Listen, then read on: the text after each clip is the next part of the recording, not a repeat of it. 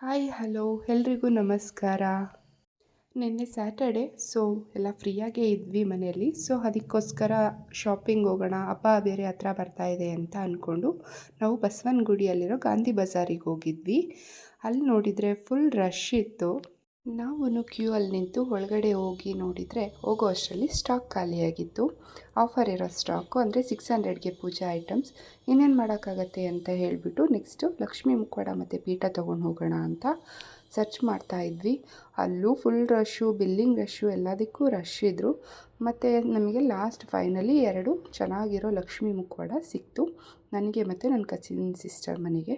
ಮುಗಿಸ್ಕೊಂಡು ಆಚೆ ಬರೋ ಅಷ್ಟರಲ್ಲಿ 4:30 ಆಗಿತ್ತು. ಅಲ್ಲೊಬ್ಬರು ಕಸ್ಟಮರ್ ರಿವ್ಯೂ ಕೊಟ್ಟು ನೋಡಿ, ನಾವು ಪೂಜಾ 200 100 ಒಂದು ಪೀಸ್ ತೊಗೊಂಡಿದ್ದೀವಿ. ಮುಖವಾಡ ಎಲ್ಲ ಖಾಲಿ ಆಗಿತ್ತು. ನಾಳೆ ಬರ್ತೀವಿ. ತುಂಬ ಚೆನ್ನಾಗಿದೆ ಕ್ವಾಲಿಟಿ. ನೀವು ಒಂದು ವಿಸಿಟ್ ಕೊಡಿ.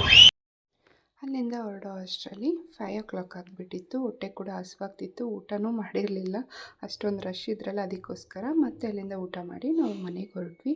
ಮನೆಗೆ ಬರೋ ಅಷ್ಟರಲ್ಲಿ 7:30 ಆಗಿತ್ತು. ಅದಕ್ಕೋಸ್ಕರ ವೀಡಿಯೋ ಕೂಡ ಅಪ್ಲೋಡ್ ಮಾಡೋಕ್ಕಾಗಲಿಲ್ಲ. ಇದು ನಾನು ತಗೊಂಡಿರೋ ಅಂಥ ಜರ್ಮನ್ ಸಿಲ್ವರ್ ಲಕ್ಷ್ಮೀ ಮುಖವಾಡ ಮತ್ತು ಪೀಠ.